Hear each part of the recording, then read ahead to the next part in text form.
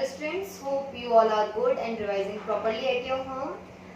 As we have finished the chapter World History, now I am starting one more chapter from history, that is relationship and struggle against Britishers. Relation between struggle against Britisher Empire. तो जो British empire के साथ क्या relation थे और क्या क्या struggle हुआ था, कहाँ कहाँ स्ट्रगल हुआ था, उसके बारे में हम पढ़ेंगे इस चैप्टर में. From this chapter you will going to face one question of 4 mark. You will going to face one question of 4 mark. So let me tell you one thing. इसमें जो सबसे पहला टॉपिक हमने कंसीडर किया है Anglo Maratha war, मतलब Britishers और मराठास के बीच जो वॉर हुआ था उसके बारे में. So there were 3 Anglo Maratha war. First Anglo Maratha war, second Anglo Maratha war and third Anglo Maratha war.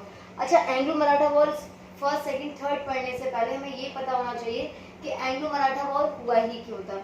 सी, हुआ क्या था, during the 18th of century Marathas were emerging out as a power in India and Britishers thought that it is much more important, it is necessary to stop Marathas and their rule, otherwise Marathas will rule over the country and Britishers have to lose the India and Britishers will have to lose the India.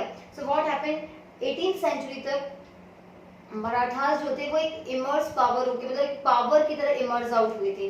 So they got powerful, तो वो power की तरह immerse out हुए थे और Britishers को ये था, ब्रिटिशर्स की जो पॉलिसी थी, दे थॉट कि we have to stop Marathas, Marathas को रोकना होगा, अदरवाइज क्या होगा, मराठास को अगर हमने नहीं रोका तो हमें इनसे हार कर इंडिया को खोना पड़ेगा या वो वाला एरिया खोना पड़ेगा जहाँ मराठास रूल करेंगे. सो नाउ सी, लेकिन हुआ क्या, after the battle of Panipat on 14 जून 1761, तो उस दौरान क्या होता है, पानीपत की बैटल के बाद मराठास की जो आप कह सकते हैं मराठास का जो पानीपत का जो युद्ध हुआ था, उस दौरान मुगल में और मराठास में जो युद्ध हुआ था, तो मराठास का गौरव जो था वहां पर सेटबैक हुआ था. लाइक यू कैन से कि उनको क्षति हुई थी.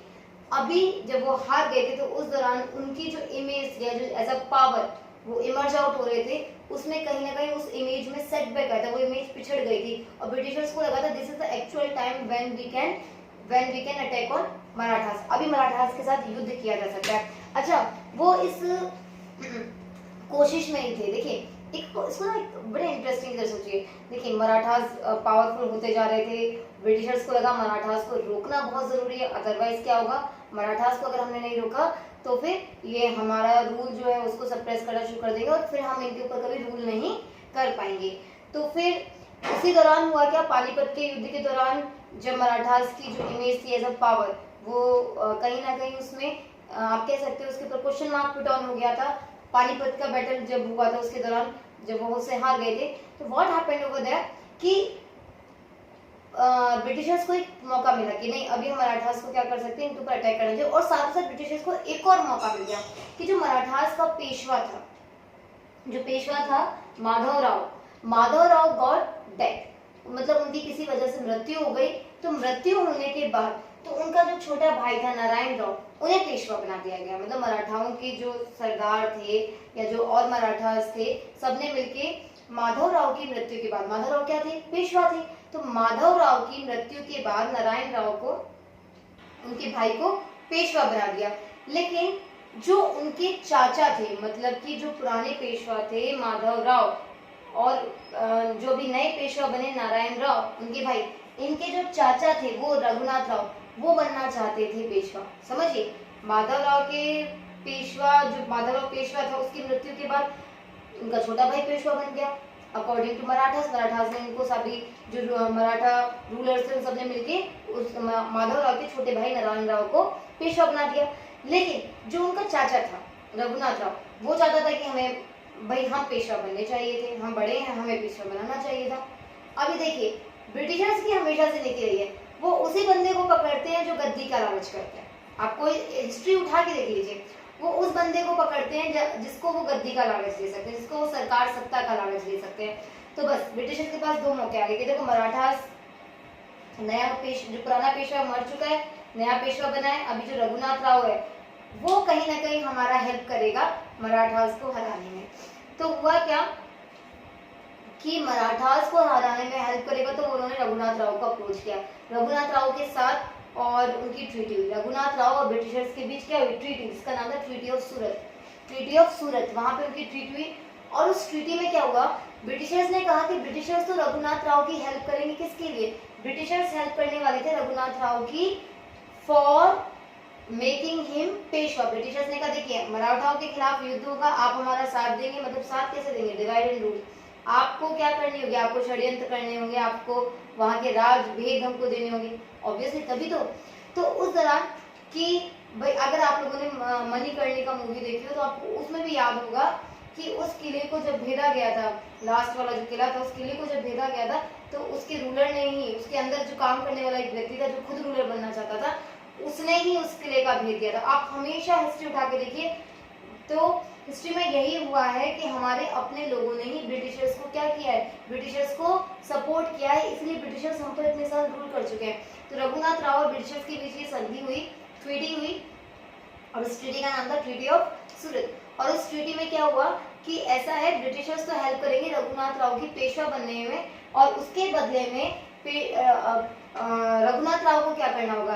जब रघुनाथ राव पेशवा बन जाएगा तो कई एरिया से, सूरत एंड ऐसे कई एरिया से जब लोग मेंशन है, इन एरियाज का हाफ ऑफ द लगान यानी कि land revenue, half of the land revenue किसको देना होगा? ब्रिटिशर्स को। मतलब समझिए आप इसका कि जितने भी ये उस ट्रीटी के अंदर जो भी एरियाज मेंशन किए गए थे कि सलसेत, सूरत और इस तरह से और भी थे, कि इनके लैंड रेवेन्यू का हाफ यानी 50% किसको देना पड़ेगा? ब्रिटिशर्स को। हम तुम्हें पेशवा बनाएंगे। पेशवा क्या था?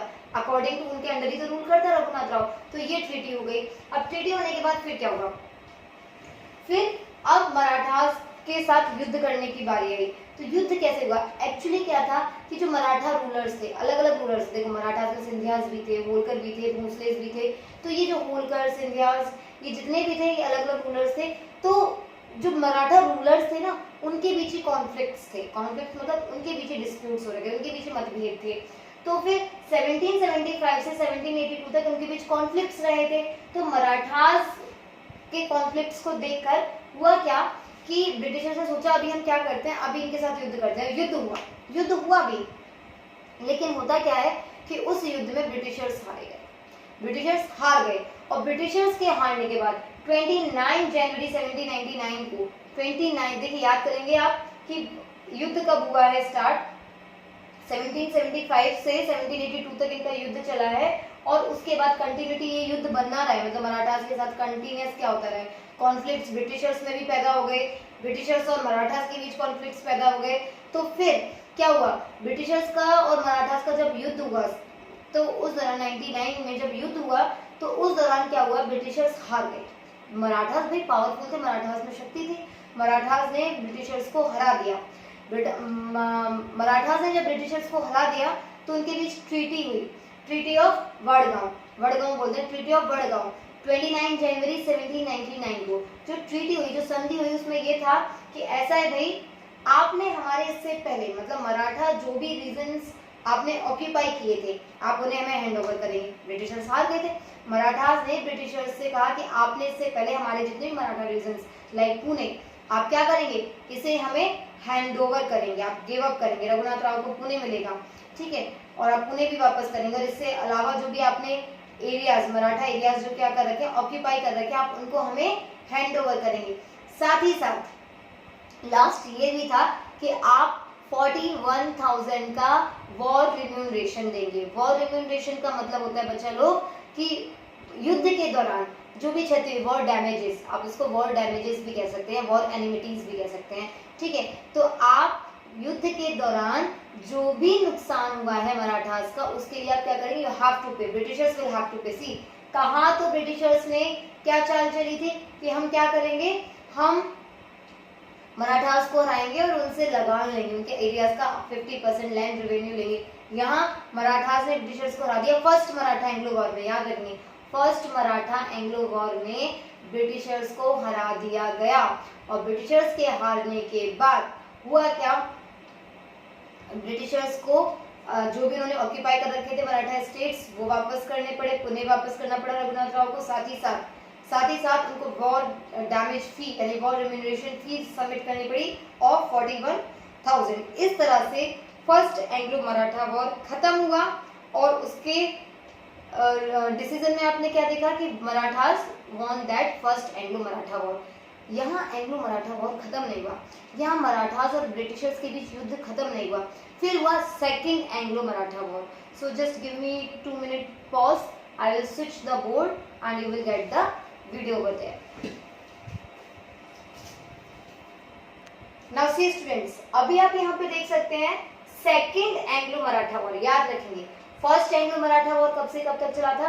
Now come to the second Anglo, 1775 से 1782 तक चला था और 1799 में ट्रीटी हो गई थी। अभी सेकंड एंग्लो मराठा वॉर 1802 से 05 मतलब 19th सेंचुरी स्टार्ट हो चुकी है। 1802 से 05 19th सेंचुरी स्टार्ट हो चुकी है। 18th सेंचुरी में फर्स्ट एंग्लो मराठा वॉर हुआ था, अब 19th सेंचुरी में सेकंड एंग्लो मराठा वॉर हुआ है। बच्चा लोग, मैं आपको एक चीज और बताना चाहती हूँ, वो ये कि सेकंड एंग्लो मराठा वॉर होने का जो सबसे बड़ा रीजन था वो था लॉर्ड वेलेस्ले का इंपेरियलिस्टिक अप्रोच या उसकी इंपेरियलिस्टिक सोच। उसने सोच लिया था कि भाई हमें बदला लेना है अपनी पहली हार का, मतलब मराठा से जो हम हार चुके हैं, एक तो उसका बदला लेना है।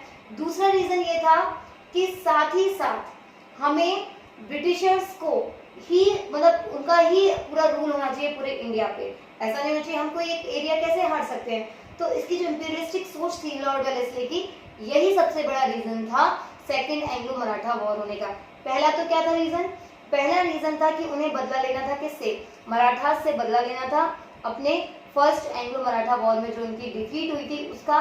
दूसरा क्या था, दूसरा रीजन ये था कि उन्हें इंपेरियलिस्टिक अप्रोच थी, भाई पूरे इंडिया पे किसका रूल होना चाहिए, ब्रिटिशर्स का। ये तो रीजन थे। कब से कब तक चला, 1802 से 05 तक। अच्छा, अभी क्या हुआ कि फर्स्ट एंग्लो मराठा वॉर खत्म होने के बाद अभी अब देखें टाइम काफी हो गया है, तो नए नए रूलर्स भी आए होंगे, नया नया यूथ भी आया होगा मराठास में, अलग अलग उनके, आप ये कह सकते हो उनकी अलग अलग सोच रही होंगी, उनके अलग अलग पॉइंट्स रहे होंगे। तो अब मराठास के बीच कॉन्फ्लिक्ट स्टार्ट हो गया, मराठास के बीच कॉन्फ्लिक्ट स्टार्ट हो गया। अभी क्या था, मराठास के बीच जब कॉन्फ्लिक्ट स्टार्ट हो गया तो भाई उनके पास बड़ा अच्छा रूल था, उनको तो डिवाइड एंड रूल करना ही था, जो थर्ड एंग्लो वॉर में तो मैंने कंप्लीटली किया है। तो फिर क्या होता है कि सेकंड एंग्लो मराठा वॉर जब हुआ था तो उस दौरान जितने भी मराठास और ब्रिटिशर्स के बीच युद्ध हुआ था, मराठास यूनाइट होके नहीं लड़े थे। फर्स्ट वॉर में मराठास यूनाइट होके लड़े थे। इसमें क्या हुआ था, सिंधियास अलग लड़े थे, भोसले अलग लड़े थे, होलकर्स अलग लड़े थे। मतलब समझ रहे हैं आप, अगर यही सारे मराठास, सिंधियास भी मराठास होते हैं, सिंधिया मराठा होते हैं, होलकर मराठा होते हैं, भोसले मराठा होते हैं, ये सभी क्या थे, ये सभी मराठास थे, but they didn't fight with unity, they didn't fight together, they all fight with Britishers in decisively, rather I will say separately, अलग अलग लड़े थे। सिंधियास कहीं लड़ रहे हैं, होलकर्स कहीं लड़ रहे हैं अपने एरियाज में, और भोसले कहीं लड़ रहे हैं। तो देखिए वो डिवाइड होकर उन्होंने लड़ाई की थी। तो भोसले ने साउथ इंडिया, भोसले जो थे वो साउथ इंडिया में लड़ रहे थे और फिर वो वहां पर हार गए और ट्रीटी हुई, ट्रीटी ऑफ देवगांव। फिर सिंधिया जो थे वो डिफीट हुए और सुरजी अर्जन गांव ट्रीटी इनके साथ हुई। फिर होलकर्स जो थे, होलकर्स का जो रिजल्ट था वो इनडिसिसिव था, कुछ कंफर्म नहीं था कौन जीता कौन नहीं जीता, लेकिन कहीं ना कहीं ब्रिटिशर्स हावी रहे थे होलकर्स पे। और साथ ही साथ ट्रीटी हुई, ट्रीटी ऑफ राजघाट। ये बहुत इंपॉर्टेंट ट्रीटी थी, ट्रीटी ऑफ राजघाट। ये किस किस के बीच हुई थी, होलकर्स और ब्रिटिशर्स के बीच, याद रखेंगे। ट्रीटी ऑफ वाड़गांव कब हुई थी, ट्रीटी ऑफ वाड़गांव हुई थी फर्स्ट एंग्लो मराठा वॉर में, मराठास के बीच और ब्रिटिशर्स के बीच। ट्रीटी ऑफ सूरत किसके बीच हुई थी, ब्रिटिशर्स और रघुनाथ राव के बीच, जिसमें रघुनाथ राव को पेशवा बनाने की बात कही गई थी। और ट्रीटी ऑफ देवगांव का वहां किस किस के बीच हुई थी, भोसले और ब्रिटिशर के बीच। और सुरजी अर्जन गांव ट्रीटी जो हुई थी वो किसके बीच हुई थी, सिंधियास और ब्रिटिशर्स के बीच। उसके बाद सबसे मेन ट्रीटी थी सेकंड एंग्लो मराठा वॉर की, वो थी ट्रीटी ऑफ राजघाट। इसमें क्या था, होलकर्स और ब्रिटिशर्स के बीच जो युद्ध हुआ था वो कंटिन्यूटी में चल रहा था, कोई मतलब उसका रिजल्ट नहीं था पर्टिकुलर, डिसिसिव उसका रिजल्ट था। आप ये कह सकते हैं इनडिसिसिव रिजल्ट था, sorry not decisive, indecisive result था। इनडिसिसिव का मतलब है जिसका कोई डिसीजन ना निकला हो। लेकिन कहीं ना कहीं मराठास देखिए यहाँ से यूनिटी इनकी खत्म होती जा रही थी, सिंधियाज हार गए, भोसले हार गए, तो कहीं ना कहीं मराठा सप्रेस हो गए थे ब्रिटिशर्स से। तो फिर ब्रिटिशर्स और मराठास के बीच क्या हुई, ब्रिटिशर्स और मराठास के बीच हुई ट्रीटी जिसका नाम था ट्रीटी ऑफ राजघाट। उसमें क्या हुआ, ब्रिटिशर्स ने किससे कहा, होलकर से कहा कि आप नॉर्दर्न चंबल रिवर के राइट्स क्या करेंगे, गिव अप करेंगे। मतलब नॉर्दर्न जो उत्तरी चंबल रिवर का जो उत्तरी एरिया है, जो नॉर्दर्न एरिया है, you have to give up your whole rights from there. आपको अपने सारे राइट्स वहां से देने पड़ेंगे और आपका उस पर कोई अधिकार नहीं है, और साथ ही साथ आप राजपूताना के मैटर्स में इंटरफेयर नहीं करेंगे। Rajputana, let me tell you one thing, Rajasthan का ओल्ड नेम क्या था, राजपूताना, तो उसमें आप इंटरफेयर नहीं करेंगे। और इस तरह से सेकंड एंग्लो मराठा वॉर खत्म हुआ, जहां के एंड होते होते होते होते आपने नोटिस किया कि ब्रिटिशर्स ने मराठास को काफी हद तक सप्रेस कर लिया था। अच्छा, वही बात आई कि सेकंड एंग्लो मराठा वॉर होने का जो रीजन था वो क्या था, एम्बिशन ऑफ लॉर्ड वेलेस्ली, कि भाई हमें तो इंपीरियलिस्टिक अप्रोच है, पूरे पे हमारा मराठास को बिल्कुल सप्रेस करना है, खदेड़ के फेंक देना, मराठास होंगे ही नहीं। तो इसके चलते यहाँ पे आपने नोटिस किया मराठास कहीं ना कहीं जो मराठास पावर की तरह इमर्ज हो रहे थे, अब मराठास की पावर फेड हुई सेकंड एंग्लो मराठा वॉर के बाद। लेकिन अभी भी ब्रिटिशर्स का जो कह सकते हो एम था वो पूरा नहीं, उनकी जो एम्बिशंस थी मराठास को कंप्लीटली डिस्ट्रॉय करना, मराठास को कंप्लीटली सप्रेस कर देना, उनको कंप्लीटली हटा देना, वो अभी तक नहीं उन्होंने अचीव कर सका था, और वो वेट कर रहे थे कुछ और करने का, और उसी का रिजल्ट था third Anglo Maratha war. So let me write down.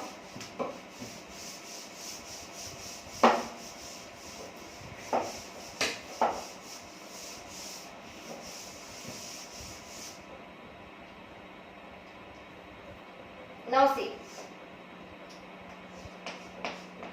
third Anglo Maratha War.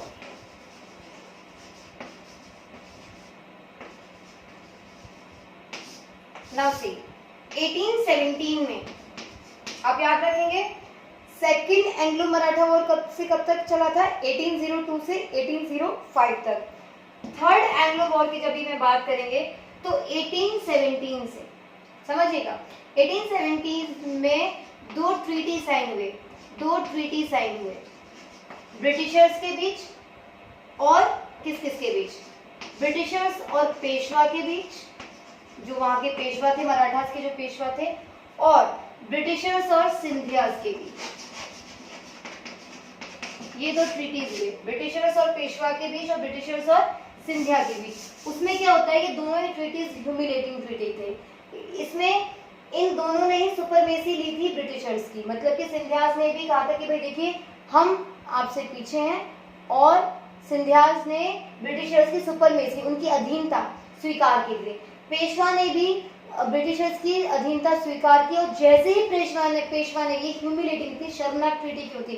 अच्छा, ये वॉर क्यों था, क्योंकि जब इनके साथ युद्ध हुआ तो एक्चुअली उसने डिवाइड एंड रूल यूज किया था, ब्रिटिशर्स ने डिवाइड एंड रूल फॉलो करना शुरू कर दिया था। यहीं पे तो आप देख सकते हैं, यहाँ पे सभी लोग डिवाइड होकर लड़े थे, तो डिवाइड एंड रूल होते ही मराठास फिर कभी यूनाइट नहीं हो पाए, तो सबको अलग अलग सप्रेस करना शुरू कर दिया। होलकर्स को तो आपने देख ही लिया, भोसले, सिंधिया, इन सभी को क्या करना शुरू कर दिया, अलग अलग इनके साथ युद्ध करना, सप्रेस करना शुरू कर दिया। तो एक्चुअली यहाँ पे इनकी यूनिटी टूट गई थी, डिवाइड एंड रूल करना शुरू कर दिया था ब्रिटिशर्स ने, इनकी unity second Anglo Maratha war के बाद ही टूट गई थी। फिर इनके ऊपर धीरे धीरे ब्रिटिशर्स ने क्या करना शुरू किया, इनके साथ युद्ध करना शुरू किया, इनके साथ वॉर स्टार्ट किया। लेकिन इनको सबको पता था हम वॉर करने लायक नहीं है, और कहीं ना कहीं इनको पता था वॉर में हम हार जाएंगे। तो पेशवा के साथ एक ह्यूमिलेटिंग शर्मनाक ट्रीटी साइन की थी ब्रिटिशर्स ने, और ऐसे ही सिंधियास के साथ। शर्मनाक हमारे लिए थी, मराठास के लिए थी, शर्मनाक ब्रिटिशर्स के लिए नहीं थी। क्यों ह्यूमिलेटिंग वो ब्रिटिशर्स के लिए नहीं थी, क्योंकि पेशवा ने सुपरमेसी किसकी एक्सेप्ट कर ली थी, ब्रिटिशर्स की। सिंधियास ने किसकी सुपरमेसी एक्सेप्ट कर ली थी, ब्रिटिशर्स की।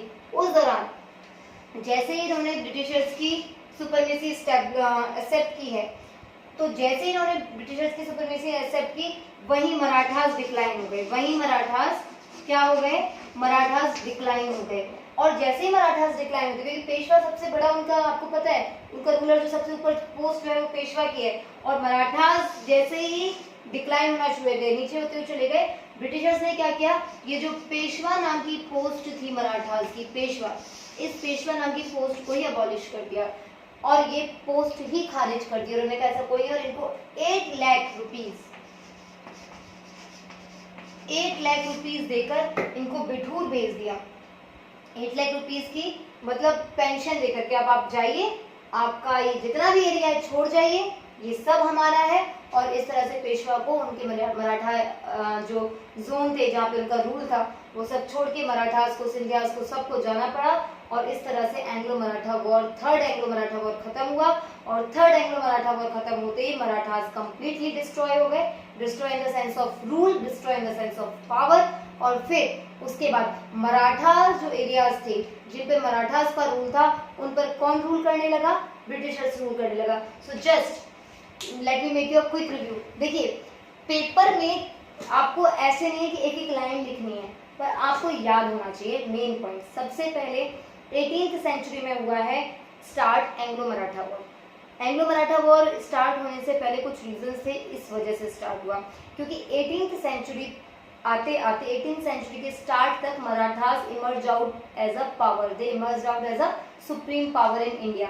और ये देखा जा रहा था कि मराठास एक बहुत अच्छी पावर बनके उभर रहे थे इंडिया में 18th सेंचुरी के स्टार्टिंग तक।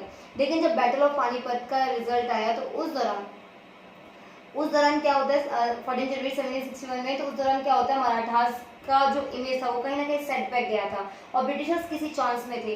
ब्रिटिशर्स को लगा कि जब ये युद्ध हार सकते हैं तो कहीं ना कहीं हम इनके ऊपर सुपरमेसी स्टैब्लिश कर सकते हैं।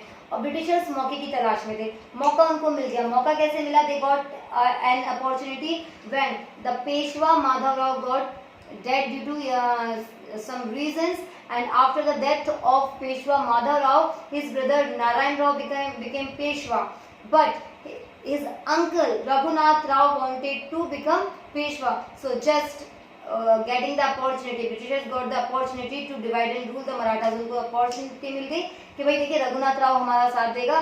तो फिर ट्रीटी ऑफ सूरत हुई। ट्रीटी ऑफ सूरत हुई किस किस के बीच, मराठास के बीच और रघुनाथ राव के बीच।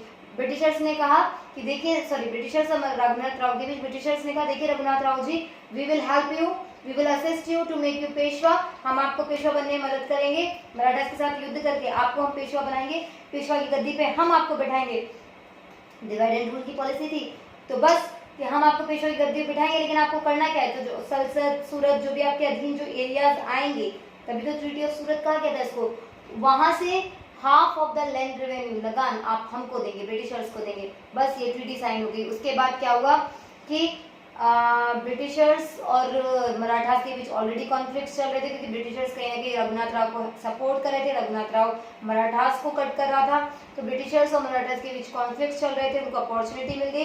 और 1775 से 1782 तक इनके बीच मराठा एंग्लो मराठा वॉर चलता रहा। लेकिन ब्रिटिशर्स हार गए।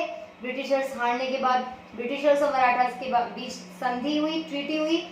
वॉर के बाद एक ट्रीटी होती है। तो फर्स्ट एंग्लो मराठा वॉर का रिजल्ट ये था कि मराठास जीत गए थे, ब्रिटिशर्स गॉट डिफीटेड। और जब उनके बीच ट्रीटी हुई तो उसमें ऐसा हुआ था कि आपने अभी तक जितने भी मराठा एरियाज लिए आप उन्हें गिव अप करेंगे, उन्हें वापस करेंगे, साथ ही साथ पुनः रघुनाथ राव को वापस लौटाएंगे। और तीसरी चीज कि वॉर डैमेज फी आप भरेंगे 41,000। तो बस यहाँ फर्स्ट एंग्लो मराठा वॉर खत्म होता है, मराठास इमर्ज आउट फिर से होने लगते हैं। लेकिन ब्रिटिशर्स को ये जो शर्मनाक hearty first Anglo Maratha war, इसका बदला लेना था। साथ ही साथ उन्हें अपनी ही सुपरमेसी चाहिए थी। मराठास को कैसे, उनका इंपेरियलिस्टिक अप्रोच था, पूरे इंडिया पे उनका ही रूल होना चाहिए था। तो वो इसका तो लॉर्ड वेलेस्ली का ये पूरा जो एम्बिशन था, इसको पूरा करने के लिए देवर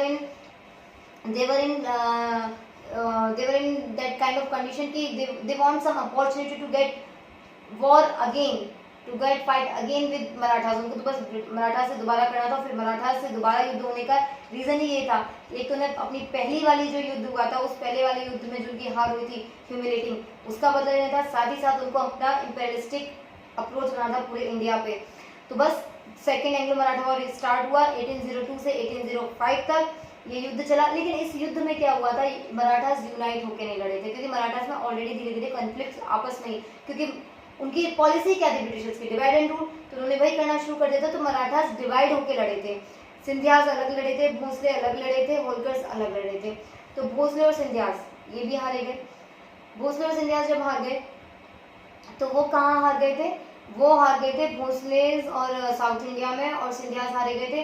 तो भोसलेज जो साउथ इंडिया में हारे थे तो उनकी ट्रीटी हुई थी, ट्रीटी ऑफ देगांव, ब्रिटिशर्स और किसके बीच, भोसलेज के बीच। और सिंधियाज और ब्रिटिशर्स के बीच ट्रीटी हुई, ट्रीटी ऑफ सुरजी अर्जन गांव, ट्रीटी ऑफ देवगांव हुई थी भोसले और मराठास के बीच। फिर होलकर्स जो हारे थे उसमें ये हुआ था कि होलकर्स और ब्रिटिशर्स के बीच का जो रिजल्ट था वो इनडिसिसिव था, ना तो ब्रिटिशर्स जीते थे ना होलकर्स जीते थे, लेकिन कहीं ना कहीं होलकर्स कम पड़ गए थे उनके आगे, ब्रिटिशर्स के आगे कम पड़ गए थे, लेकिन रिजल्ट इनडिसिसिव था। ये नहीं कह सकते कि ब्रिटिशर्स जीते थे या होलकर्स जीते थे, लेकिन जब होलकर्स उनसे कम पड़ गए थे तो ब्रिटिशर्स और उनके बीच एक ट्रीटी हुई, ट्रीटी ऑफ राजघाट। उन्होंने कहा देखिए ऐसा है, आप अपना एरिया वहीं रखिए, चंबल घाटी जो रिवर मतलब चंबल जो नदी है उसकी घाटी का जो नॉर्दर्न एरिया है उसके ऊपर आपका कोई अधिकार नहीं है, आप उस अधिकार को गिव अप करते हैं, वो आपका अधिकार नहीं है, उस पर हमारी सुपरमेसी, उस पर हमारा अधिकार होगा। साथ ही साथ आप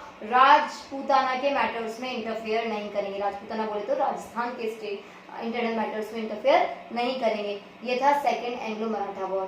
सेकेंड एंग्लो मराठा वॉर में मराठास डिक्लाइन हुए थे, ध्यान रखिए मराठास क्या हुए थे, डिक्लाइन हुए थे। अब आई बात थर्ड एंग्लो मराठा वॉर की, लेकिन इनको पूरी तरह से उखाड़ के फेंक देना था मराठास को। लॉर्ड वेलेस्ली कंप्लीटली बोला ना, इंपीरियलिस्टिक एम्बिशंस थी उसकी, कंप्लीट इंडिया पे हमारा ही रूल होगा। तो होता क्या है कि लॉर्ड वेलेस्ली की यही वाली एम्बिशन के खातिर ऑलरेडी क्या हुआ था कि डिवाइड एंड रूल वाली पॉलिसी उनकी चल रही थी, मराठास ऑलरेडी डिवाइड हो चुके थे।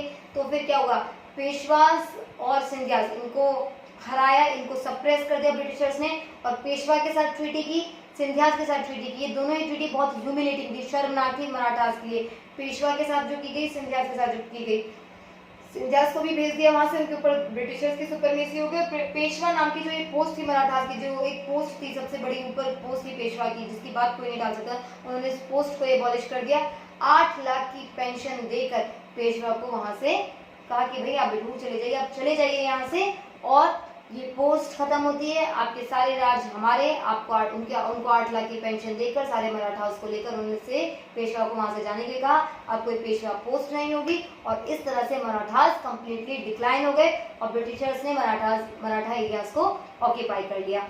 तो रिजल्ट क्या निकला एंग्लो मराठा वॉर का, लास्ट होते होते डिवाइड एंड रूल की पॉलिसी से ब्रिटिशर्स ने मराठास को डिफीट किया और उनके ऊपर अपना रूल करना स्टार्ट किया।